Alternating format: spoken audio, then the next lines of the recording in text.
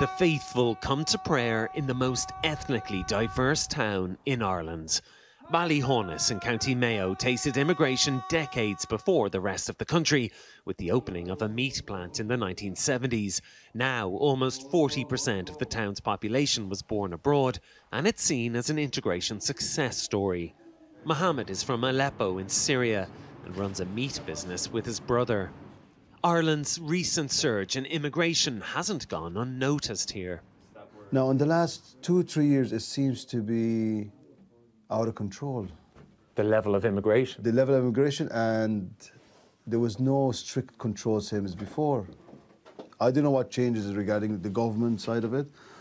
Look, immigration is okay, but as long as it's controlled, as long as there's Garda vetting behind it, we don't want people that have, dangerous backgrounds or some sort of different backgrounds to be landing in next door neighbour. The experience of this town is becoming more common, as over the past year, immigration to Ireland has reached a 16-year high. Despite this trend, immigration has never really been a hot political issue here, unlike, for example, in the UK.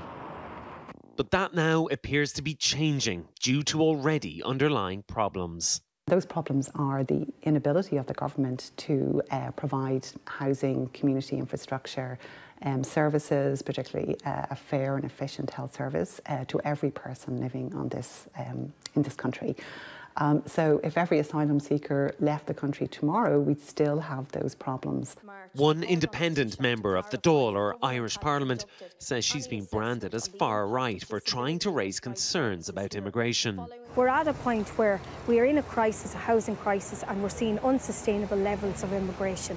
In Britain, the parliamentarians are doing their jobs. That's what the people want raised on the floor of the House of Commons. And this Parliament should be no different here. Our Dáil here should be no different, and we need to discuss these issues. Small-scale anti-migrant protests eventually culminated in a major riot following a brutal stabbing attack in Dublin. The issue feels different here now. Swathes of Irish culture are based on the emigrant experience in song and literature. Now the country, for the first time, needs to deal with the immigrant experience before those who seek to exploit a vacuum do so again. Stephen Murphy, Sky News in County Mayo.